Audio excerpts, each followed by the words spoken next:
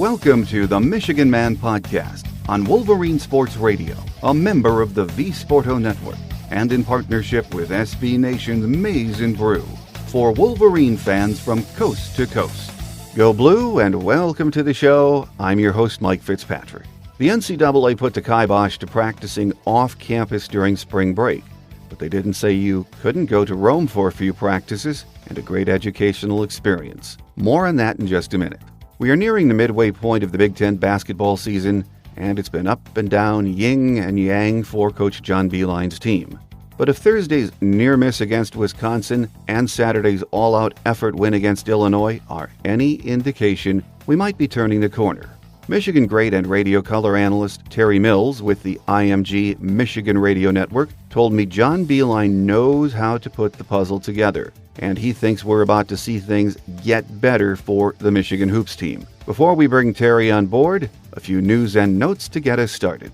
Michigan football will officially spend part of its spring practice schedule in Rome, the program of course announced on Monday, and it will hold 3 of its 15 spring practices at the facility of AS Roma, a professional soccer club located in Italy's capital city. The trip will take place in April, after finals toward the end of winter semester. Michigan, which called the trip a special educational and football experience, said in a release on Monday. During the trip to Rome, the Wolverines will be immersed in the culture of Italy. The team will visit historic landmarks, spend time with youth at orphanages, and visit deployed U.S. military in the country, amongst other team activities, the release said. The experience will culminate with a youth clinic, and the team will play a scrimmage that will be open to the Italian public. Added Wolverine head coach Jim Harbaugh, "We are looking forward to providing our student athletes with a great educational, cultural, and international football experience. I am excited that our student athletes will be able to take advantage of this amazing educational opportunity, be exposed to another culture, and be ambassadors for the United States and the University of Michigan during our visit to Rome." We'll hear plenty more about this story in the coming weeks. This time of year, we usually turn our focus to Michigan basketball, but it seems this year's team has not sparked much enthusiasm. This week could change things, though. We have a big opportunity to turn the corner and get ready to make a run at the NCAA tournament. Terry Mills thinks this team has what it takes, and he knows their coach does. They have a lot of work to do, though. T. Mills joins me next on our Game Day segment here on The Michigan Man on Wolverine Sports Radio, a member of the V-Sporto Network, and in partnership with SB Nation's Maize and Brew.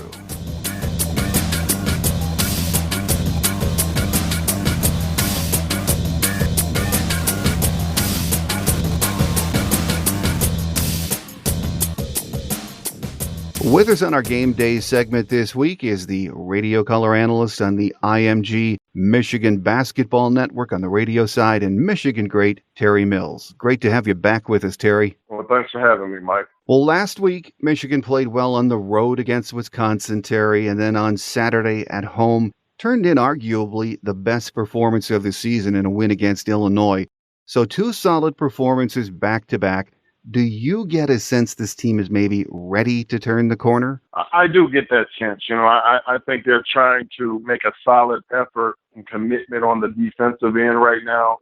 And when you see this Michigan team go through a little struggle offensively, they're still hanging their hat on their defense. And that's the type of team that you have to be, because, in my opinion, offense kind of comes and goes, but you kind of need your defense to be your mainstay.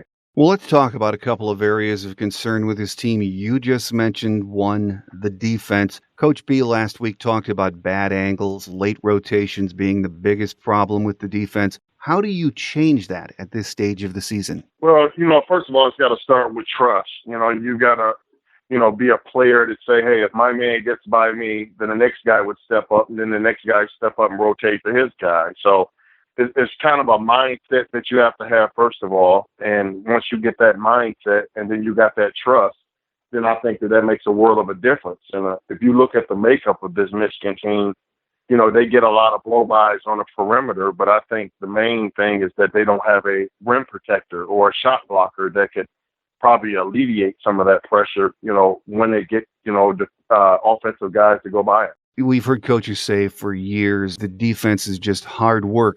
The last 2 weeks, or last two games, I should say, Wisconsin and Illinois, it seemed to me that the defense had really stepped it up. They were just attacking on the perimeter as opposed to what we had seen earlier in the year. Yeah, and, I always use the catchphrase of "do your work early," and I think that that's what the Michigan men are trying to do right now. Not decide, hey, well, let's let them run our offense, let them run their offense, and then we'll decide to do something about it. When you start denying and getting out there and working the minute they cross half court, that makes a world of a difference.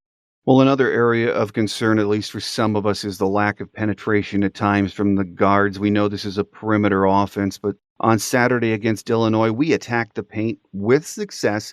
Do you think Coach B is trying to get his perimeter guys to attack that lane more and back these defenses up? Yeah, just play downhill basketball. I think, when you look at this Michigan team, sometimes they come out, they hit 2 or 3 threes, and then that's the way they want to play. And I think you got to have a mix of the two, playing inside and out. And I think if you start the game by trying to get downhill and create, then that'll open up those outside shots. And I think that's the way they're starting to play right now. Well, let's talk about the rotation that we're seeing right now, Terry. Coach B looks like he's tinkering with that rotation a bit right now. Do you think that's going to continue until he just finds that 5 or 8 guys that click together? Yeah, I think so. I think this is a makeup of a team that, if you come in, you practice well, you're starting to catch on, then you're going to get your opportunity. And right now we're just trying to find some type of consistency. Game in and game out, we'll have where the guards play well, the bigs may have so-so games and vice versa. But I think just trying to get everybody on that same page has probably been the biggest adjustment. Well, DJ Wilson and Mo Wagner have been pleasant surprises, at least I think so this year. Both of those kids seem to have big upsides, don't they, Terry? Yes, they do. I'm liking what I'm seeing out of those two players.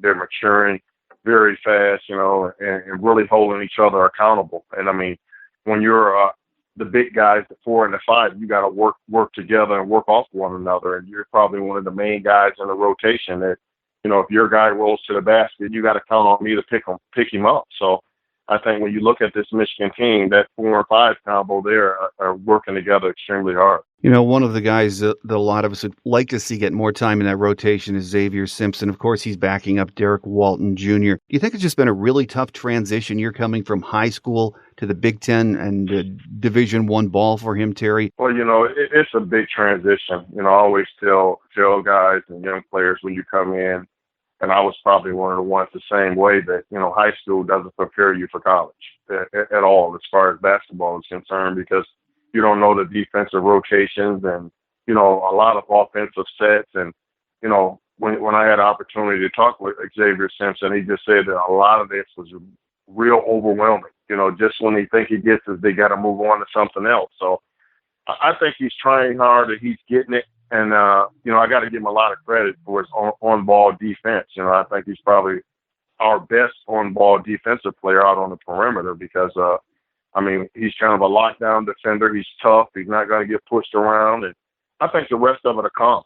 He gets in there, he runs the offense, he does what he has to do. He just, once he starts to get more aggressive and more assertive as the season goes on, he'll get better. Well, leaders on this team, Terry, are Zach Erb and Derek Walton Jr., both senior captains, but you know them well. They don't seem to be real vocal guys. A lot of captains you see that are rah-rah. They're out there on the floor all the time, picking up the guys. Talk about their play so far this season, and if you think, are they the kind of guys that are capable of leading this team upward down that season home stretch? I think they those type of guys. When you look at those guys, you said that they're not very vocal out on the basketball court. They kind of lead by example. But the one guy I've seen step up vocally has been Derek Walton Jr. If you've seen out there pointing and huddling the guys up and getting them, and if I'm not mistaken, I think both of those guys called a team meeting, a players-only meeting, and just trying to hold each other accountable. And I think it's definitely paying off. It's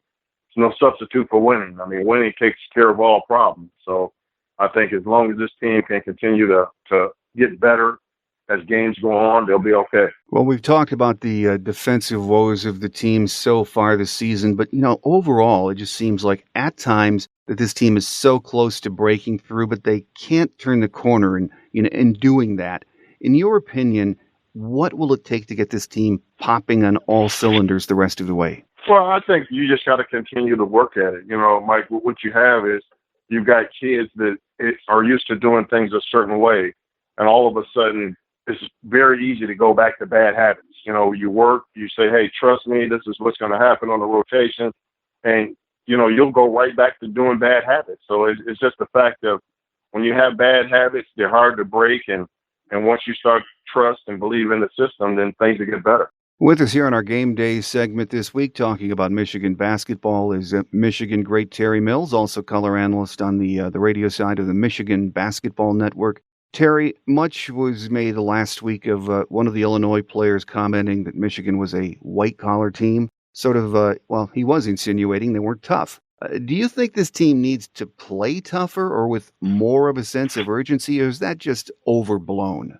No, I just think they need to play with more of a sense of urgency whatsoever. I mean, Illinois that came out, just shooting the ball red hot when they were in Champaign. And, for him to make a comment like that, I'm sure that he wished he could take it back or use some other word. But, comments like that shouldn't have to motivate a team. Maybe it did, maybe it didn't, who knows.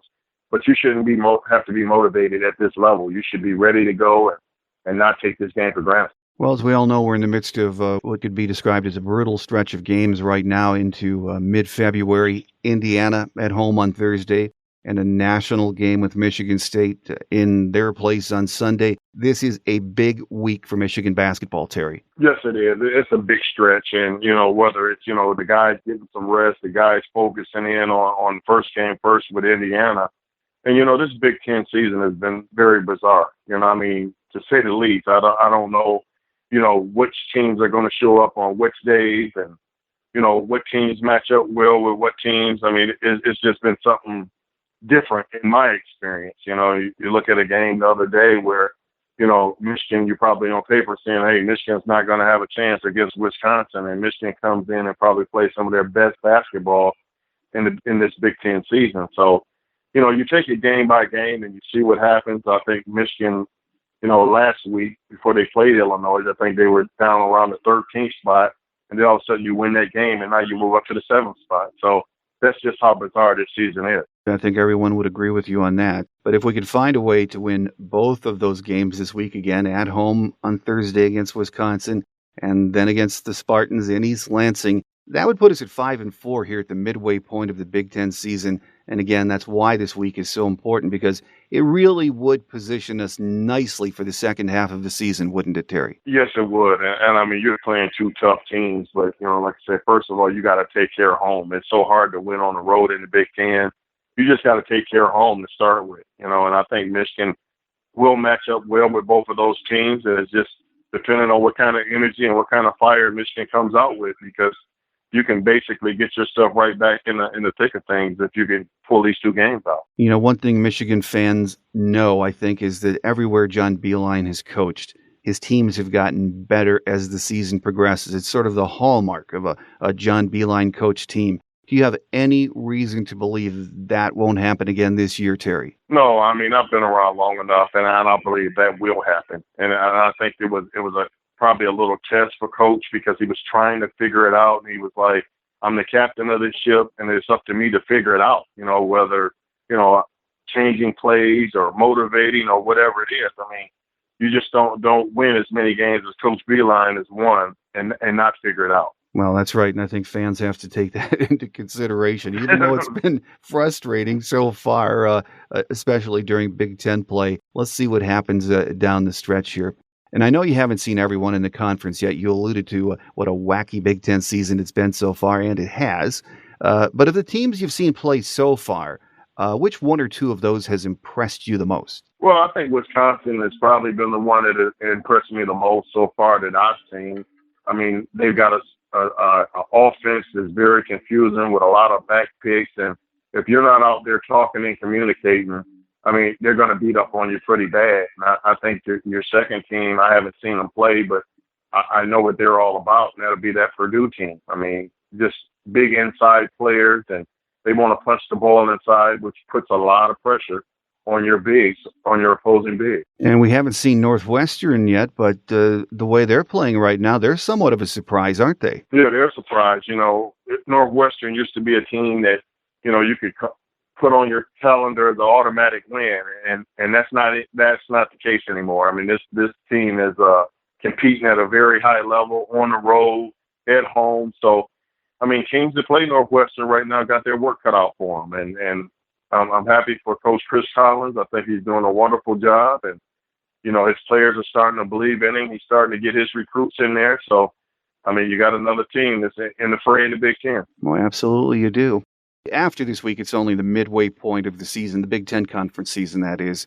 But, if you watch enough basketball during the week, and it's there for us every night, if you listen to the guys on ESPN and even on BTN, I keep hearing the Big Ten Conference is mediocre this year. And again, we're only midway through the season.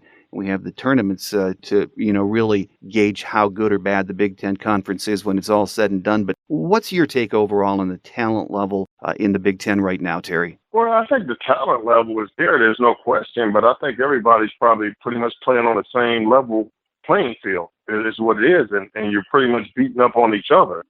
And I told my partner, Matt Shepard, that I feel like 5 or 6 losses in the Big Ten Conference are probably winning.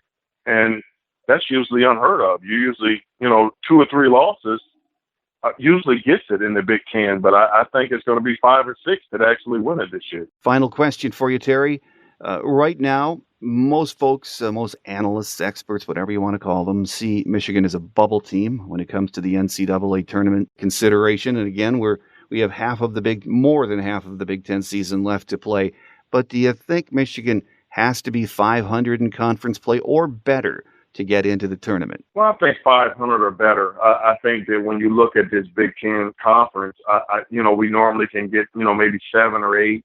I think we might be looking at a year where maybe only 5 get in, because of, how we're beating up on each other. So Michigan will definitely need some more signature wins. I mean, they've got some good wins against Marquette and SMU, but, not no terrible losses that I can really see out there. I mean, Virginia Tech comes in and win, but I'll tell you what, they've been beating up on some people like Duke and other teams out there. So you can't worry about the ratings. The only thing you can do is worry about yourself and your team and, find out signature wins to kind of solidify your resume. Well, amen to that. And again, this is a big week for Michigan basketball with Indiana at home. They took care of Michigan State in their place over the weekend. And of course, we head to East Lansing on Sunday. So a lot of good things can happen this week. We'll have to wait and see. My guest today has been Michigan great Terry Mills, color analyst on the IMG Michigan Basketball Network.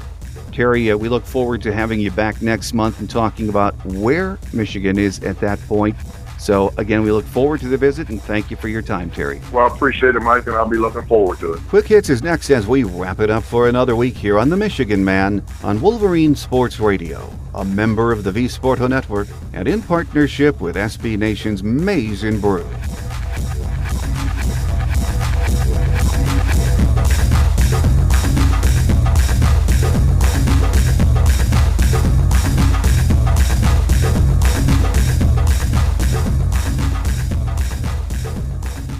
On Quick Hits today, as we discussed with Terry Mills, it is a big week for Michigan men's basketball. Take care of business at home against Indiana on Thursday, and then get a W in East Lansing on Sunday, and things will look a lot better for this team.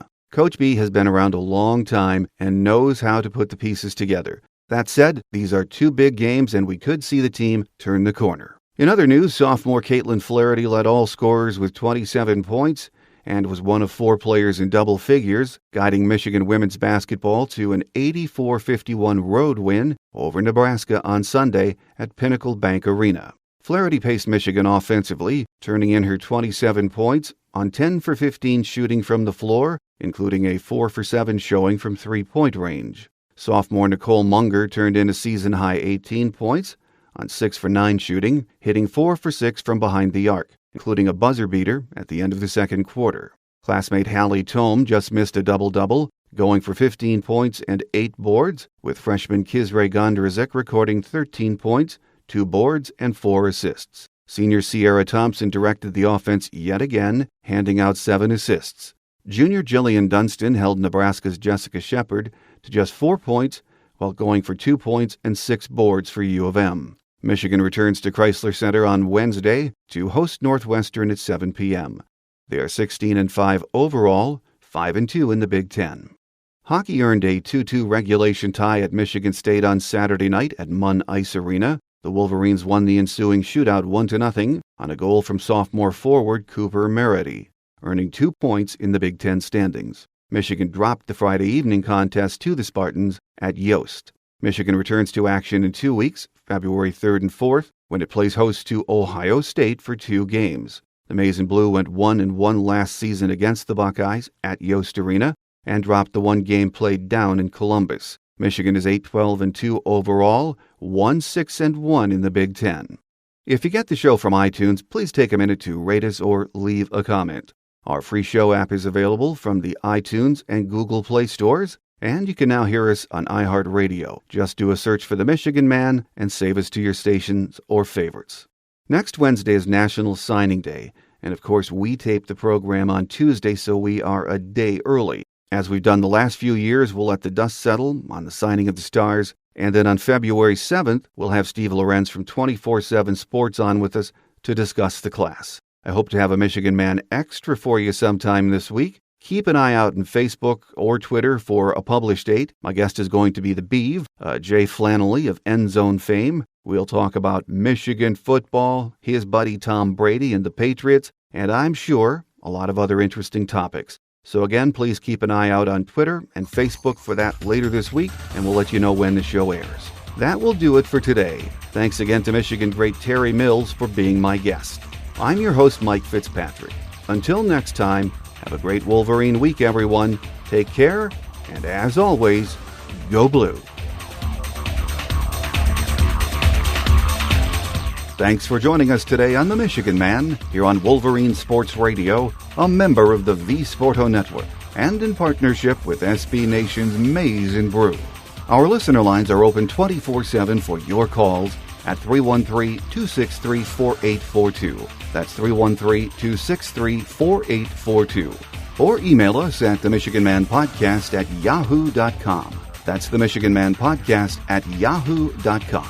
The Michigan Man Podcast is produced at the studios of Robin Lynn Productions, Allen Park, Michigan, and is not affiliated with the University of Michigan.